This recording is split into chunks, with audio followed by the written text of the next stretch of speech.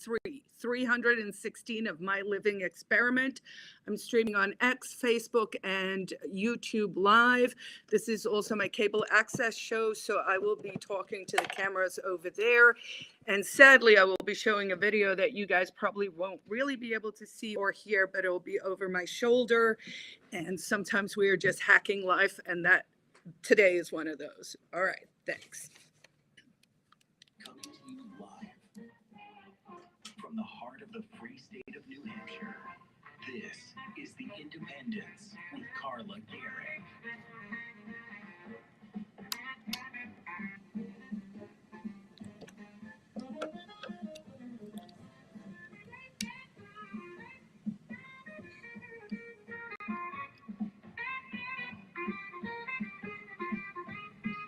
And now, here's your host, Carla Gericke. Hi, guys, and welcome back to The Independence. I still want to do the shimmy, so maybe I will just make that part of the entire show. But welcome back. I'm so happy to be here with you guys. Today feels like slightly maybe the first cold day where I was like, I need to grab a coat. So the reality is we're in it now. It's winter time. We have daylight savings. It's getting dark at 4:30, which means what? It means we have to mindfully prepare for things like SADS and depression and all of those things. And how do we counteract those things? We get out of the house, get into nature, make sure you're nourishing yourself well and getting enough sleep.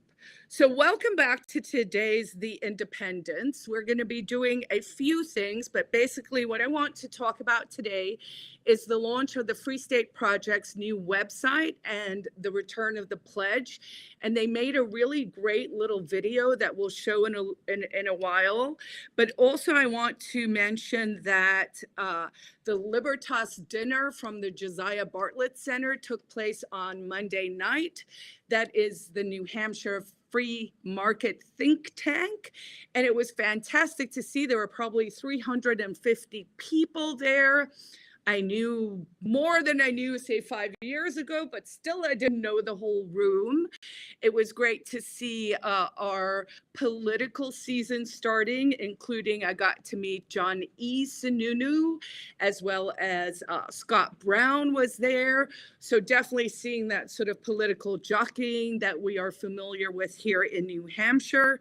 And I'm going to give a little bit of an update on Right to Know. There was an essay from Newsmax. There was a crazy Elon tweet we might get time for. Want to talk a little bit about the Right to Know bills that will be coming up this session. And there was an article in Newsmax that if we get time, I would like to address. The headline to that was, it's time for the GOP to cut the libertarians loose.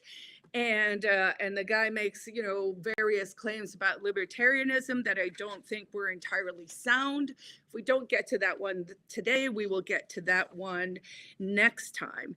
And then I do want to talk about the state of free speech, kind of looking a little bit at the free speech court case that came out of Bow, New Hampshire, kind of give you guys a little bit of the lay of the land there. But first, and then we'll dive into this FSP update. I should mention, just so that this is on everyone's radar going forward, here in New Hampshire, we have a very unique political environment, including a very large state house with 400 state representatives. And it's very direct in the sense that, each rep represents maybe 3,000, 3,500 members. And because of the robust nature, we are also able here in New Hampshire to introduce constitutional amendments. And in the 20 or so years I've been in New Hampshire, 18 if we're technically not rounding up, we have passed 2 constitutional amendments. New Hampshire doesn't have a referendum process. So when you want to do big things and make big changes, you do it through a constitutional amendment, which has very high bars, right? Like it has to pass the House and Senate. with 60%. It has to not be vetoed by the governor, and then it actually has to pass through the voters with 67%. So a high bar. And people have heard me talk over the years about, introducing a constitutional amendment for state sovereignty. We passed one for privacy. But I noticed Jonah Wheeler, who's a Democrat on the progressive side, who I actually like. He's got some great ideas. He's a firebrand. He, gets into trouble with his own party. I saw that he had introduced a constitutional amendment, and initially I was excited, but I have bad news. He wants to get rid of one of the things I think makes New Hampshire unique and gives us the live free or die flavor. And that is the fact that our state representatives, whether in the House or the Senate, only get paid $100 a year. I think the Senate actually gets $200 a year, plus both sides get their tolls paid. And why is that important? That is important because that means we have a citizens legislature, meaning it is truly people who go to the state house to serve our interests, not the interests of corporations or institutions or billionaires or oligarchs or whoever, but truly to serve us, you and me, the taxpayers of this great state. And so sadly, Jonah is trying to introduce a constitutional amendment to get rid of that. And what would that mean? That would mean we would become like every other state, basically where you can bribe your legislators. So I'm letting folks know now because I saw it come through the pass, and we need to stop this before it gets any traction, because I've even heard free staters and people who should know better say things like, well, if only we could get paid better, then I would go to the state house. And I get it. We have actually lost good legislators over the years. Jim Forsyth, who passed away a couple of years ago due to a tragic accident, actually springs to mind. He was a great senator and he had to leave because he had a family to support. I get it, but this is not the solution. What might be a solution? Why don't we allow people to actually adopt legislators as patrons and then just make them wear a pin, like literally have them be like at NASCAR with your sponsors on there, but make it separate to sort of this thing that we change in the Constitution. All right, so that's just a little heads up before we get into stuff here today. So the next thing I want to talk about is the Free State Project, which of course is a movement to attract libertarians and liberty lovers and independents to the great state of New Hampshire. Why New Hampshire? We have low taxes. In fact, we don't have a sales tax. We don't have a personal income tax. We now, thanks to the efforts of Free Staters working together with other people up at the State House, we don't have an interest and dividends tax. We have a nuclear plant. We have an appetite to expand nuclear. We have a robust economy. We have tourism. What does that mean? It means that people here are here to kind of serve. We have real estate opportunities and all that good stuff. So New Hampshire, about 20 years ago, was picked by the Free State to attract more people to New Hampshire. Craig Benson, who was the governor at the time, welcomed us with open arms. And you're even seeing people like our current governor, Kelly Ayotte, sort of mimicking our strategy by going out and starting to advertise in New York City, where the state actually just elected a actual socialist as mayor of New York City. I mean, a card-carrying self-declared socialist in what used to be viewed as the most capitalistic city in the world.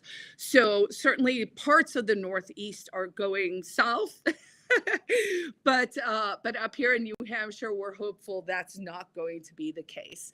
So the Free State Project just redid their website. I serve on the board there, just redid the website. And one of the things that they've done is they brought back the pledge. So the pledge was a way to encourage people to sign up so that we would have a what we now in marketing call top of the funnel. 20 years ago, we didn't have the terms for this, but a way to basically reach your constituents. And then under leadership in the last 5 years or so, it was kind of done away with. And I'm glad to see it's coming back. Why am I mentioning this to you guys, especially if you're watching this in your home in Manchester? Because you can sign up now for the Free State Project as well, because the pledge now applies to anyone who has the solemn intent to live in New Hampshire and who is willing to exert their fullest practical effort towards the creation of a society in which the maximum role of government is the protection of individual life, liberty, and property. And if that sounds right to you, you are a free stater and you can go to fsp.org and sign the pledge. If you're not ready to pledge yet, but you live in New Hampshire and you're kind of liberty curious, sign up for the newsletter right there at fsp.org. It's right there on the home page now. Start to get the newsletter, start to get a sense what we're about, and then join us. I want to show you guys this great video that Rhainita Sussman put together. She is a mover who moved here from California, very accomplished young lady. I shouldn't call her a young lady, let's say a lady. Her background is she worked on food, on the Food Network, on cooking shows. And we are really, really lucky to get someone like her to move here and to come raise her guinea fowls here with the rest of us in New Hampshire. So without further ado, here's the video. The Revolutionary War, it started right here where New Hampshire. Because there was a tax on these trees that the king said were his. A whole bunch of farmers and mountain men, and they said, leave us alone, or we will fight you to the death.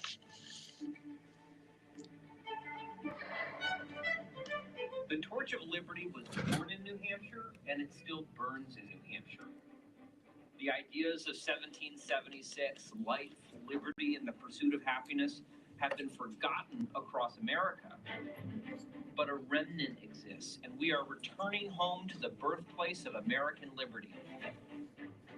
Over the last generation, thousands and thousands have made the move, concentrating those who seek liberty and reinforcing the native live free or die spirit of New Hampshire to build a free state. Libertarians have not been making political progress. And so I came up with this idea of identifying a state. A bunch of us kind of get together and find the state that's most friendly to libertarians, where we can have the biggest impact. And then we all move there and get active. There's massive opportunity here. There is a live free or die mentality here. I think that law enforcement should only be focused on protecting people's life, liberty, and property. When you move here, you are shocked at how smart everybody else is. You might be the smartest person where you're from, but once you move to New Hampshire, everybody is an expert on crypto, on guns, on economics, on philosophy. It's just so fascinating to learn from all of these different perspectives. Getting to meet people, just that level of welcome home, and anytime you need help with anything, people always raise their hand like, oh, so you want to learn about foraging for mushrooms, or hey, you want to learn about raising chickens. We'll teach you how to shoot a gun if you've never shot a gun, right? We'll take you out and show you how to do all these things, even if it's just to can your own food. Actually remind you of how much power you actually have. For my family, I think moving here has been great. I feel a lot better about raising a family here. It's just much more hospitable, and the culture and the lifestyle support it all. The quality of friends she's going to make, the school that we were able to get her into, she'll have lifelong friends, and they're all people that really value me. Hundreds of different organizations and groups, that form around different interests. And I can find people who will work with me on the things that I'm really interested in. It's a totally different experience. When COVID happened, our business took off, and our business took off because of this community. This community made us actually grow and be able to do what we're doing now. For the first time, there's enough people with enough passion for us really to take it to the next level. We're going to have a record amount of Free Staters elected this session, so that's exciting. We got 400 members in our state representatives here in New Hampshire. We've got a population of 1.3 million. It is real easy to heckle a bad politician in a local grocery store. Actually, when I was running for state rep, the whole reason I got motivated is because, like, while I was in Massachusetts and I was watching how, like, New Hampshire didn't have lockdowns like Massachusetts had lockdowns, but you guys were way angrier than people in Massachusetts. And I'm like, that's the kind of fire that I love. And I'm like, this is awesome. And then, you know, I got up here and I was just watching, like, stuff happening at the State House and all the reps that came in like, the fall of 2020, like, when they all got elected, and then all of, like, the state of emergency reforms and all those things they were putting in place, and, like, forgiveness for people that disobeyed the governor's lockdown orders. And then I looked into it and I was like, holy crap, there's 400 reps in this tiny little state. There have been liberty legislators in the New Hampshire House for going on 20 years. And in a way, I'm standing on the shoulders of giants, because some of those people really went above and beyond to figure out how the system is. When they talk about the price of liberty is eternal vigilance, we're the vigilantes.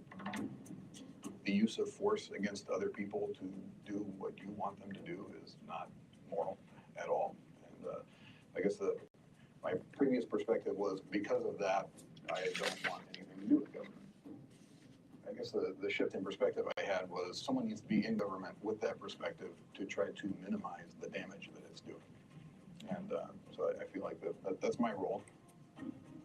I've done some legislation on cryptocurrency. If you want to have an economy based on cryptocurrency, you need to make it easy for the average person to feel secure in using it. And that's where these institutions come in. If you want to come here and you want to live on crypto, you know, you've got a guy who lives on crypto, does not use Federal Reserve notes. I basically only use cryptocurrency as my money. I don't use banks. I'm living off of non-government money. Here in New Hampshire, I found, especially the Free State community, it's very easy to transact in cryptocurrency. What kind of crypto today?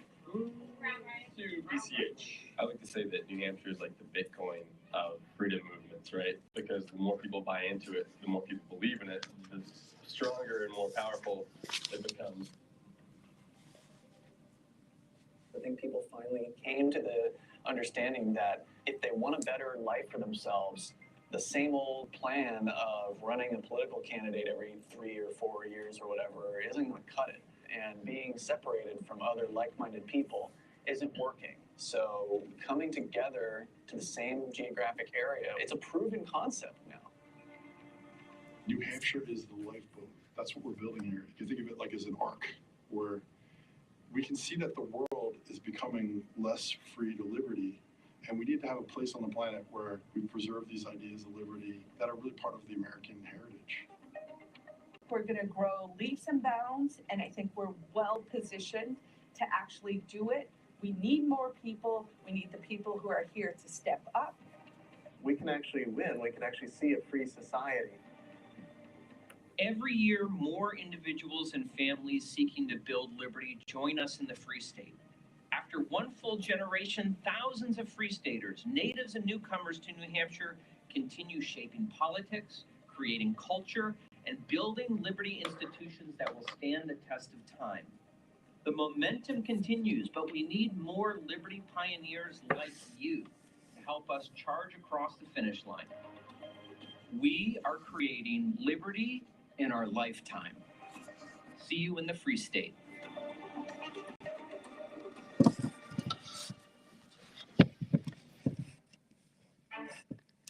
All right. Hey, welcome back. All right. That's a lot of camera work for me, but hopefully folks who are watching online were able to at least sort of generally see where it was and what it was. And for folks back home, I hope that gives you a better sense of the community we're trying to build up here.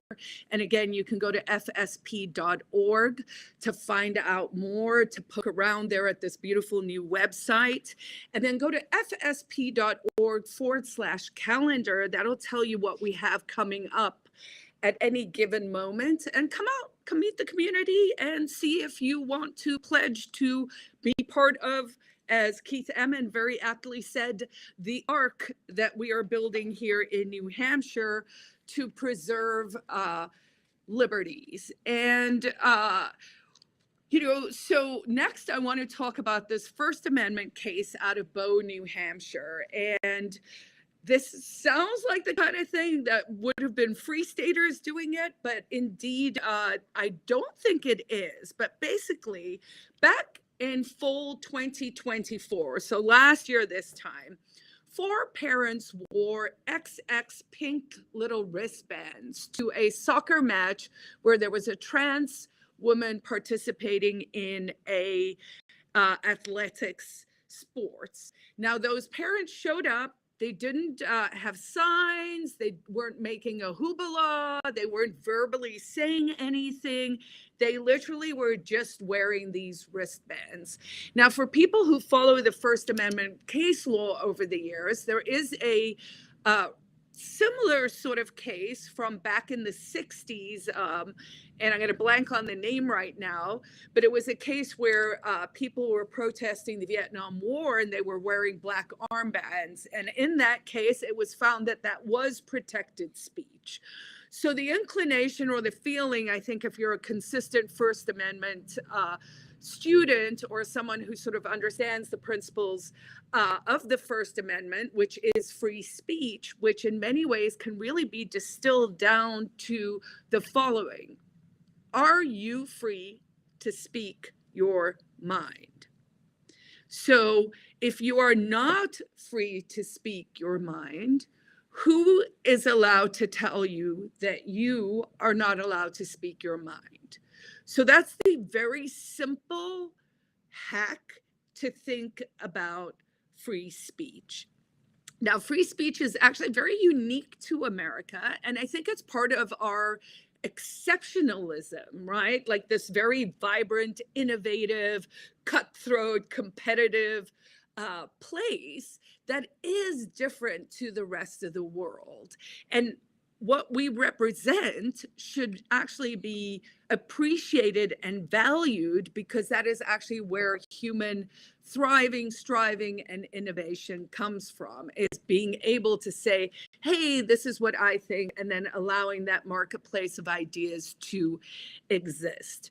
So they wore these pink XX wristbands, and of course XX stands for the chromosomes for a female. A male is XY chromosomes. If you are like me and sometimes you need hacks to remember things, my husband doesn't like the way I explain it, but I always remember XX is woman because XY, the Y is the mutant, and men are mutants.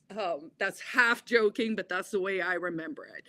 So the school's response to those wristbands was to make the big hoopla, right? Like someone went over, they escalated, they said that they were protesting, the school's reaction to someone's actions was what was the problem, much like we saw during COVID mania, candidly, right? Where the reaction to the virus was worse than the virus itself. And what is that old saying? If the cure is worse than the symptoms, then you're doing it wrong. So we've been doing a lot of things really, really wrong. And that is why I'm hopeful that we can get more people to start to identify as independents, so that you can sort of claim this area where you can look at both sides and just call them all silly. And maybe we can get back to some common sense stuff, right? All right. So in September 2024, the parents, this is Anthony Foote, Nicole Foote, Kyle Fellers, and Eldon Rash, filed a lawsuit against the Bow School District and the superintendent. And they filed suit under First Amendment free speech violations. Then back in April, the New Hampshire judge denied the preliminary injunction and upheld the ban. So the school said, hey, you're not allowed to wear those wristbands at any of our sports meetings, right? And everyone was like, how do you have the right to say we're not allowed to do this? And then the school tried to apply the student speech policies, which are unconstitutional, by the way, but okay, that's a separate conversation, to the parents, and that's where the whole thing came in. So back in April, Judge Stephen McAuliffe denied the preliminary injunction and upheld the ban, saying it was reasonable to avoid a poisoned atmosphere. Now, anyone familiar with the First Amendment knows there's no exception for poisoned atmosphere or butt hurtness or hurt my feelings or I don't like that or whatever. The right to speak your mind is the right to speak your mind. What people need to know and learn and internalize is sticks and stones may break your bones, but words will never hurt you. So get over it. It's not such a big deal. Like everyone could be like, I don't know, 97.5% less sensitive. And the court in that decision back in April applied student speech rules to these adults, to these parents attending. So the oral arguments, so the parents appealed that case on First Amendment grounds, as they absolutely should. And that was heard early in November. So on November 5th, it had now been appealed all the way to the First Circuit. So that's a federal court down in Boston. And as of today, of course, there's no ruling. So we could probably expect a ruling in the next 6 to 8 weeks if we're lucky, or in, months and months and months and months, because of course the wheels of injustice turn very slowly. You know what doesn't turn slowly is the time on this show. So we're down to the last 2 minutes here. So I want to make sure I do cover this. If you're watching this on Wednesday, November 12th, I think, there is a meeting tonight that AFP is hosting in Concord. And that has to do with these social districts that we are looking at. What would those be? That would be taking sort of public areas like downtown Concord, by way of example, and turning it into sort of a social district where certain new rules or less rules might apply, including things like open container laws, where you would be able to walk around in a sort of pedestrian area with an open container. People who have been following me for a long time know I am anti-booze at this stage. There is no safe level of alcohol consumption. So I will not be attending this, but people should go listen. I do think what we should be looking at there is, hey, don't let them do anything with booze that they don't let you do with weed. Yes, fair is fair. And we should be looking at whether we can privatize in the true sense of the word, meaning not public owned, but actually maybe start to create a separate entity, some kind of corporation perhaps, and maybe people could buy into it, or the businesses there or something, but some way to start to actually push for true property rights that are privatized, so that we create more smaller units of things, decentralizing different things, so that you have smaller units controlling smaller parts, so that we have a safer, healthier, more prosperous society. All right, I'm up against my time for today. That one went really quick. Thank you for joining me. I will, of course, be back here again next week. In the meanwhile, if you need to find any of my content, you can find it under my name, Carla Gericke, and at carlagericke.com. Thanks, guys. All right. And thank you all for joining me here too. I will see everyone back here again tomorrow for the next day's MLX. Thanks.